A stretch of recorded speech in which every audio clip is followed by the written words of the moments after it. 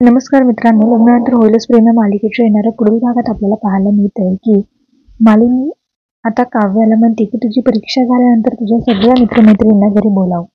म्हणजेच शहाऐंशी तुमची जी आहे ती रियुनियन सुद्धा होईल. त्यावर काव्य म्हणते की माझ्या अगोदरपासून जास्त मित्रमैत्रिणी नाहीयेत.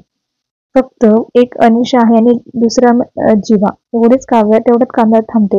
तर मालिनीला आता तिच्या बोलण्यावर संशय येतो. तर याच्याच पुढे तिला आता जबरदस्त ट्विस्ट पाहायला मिळतो. काव्य त्याच कॅफेमध्ये असते.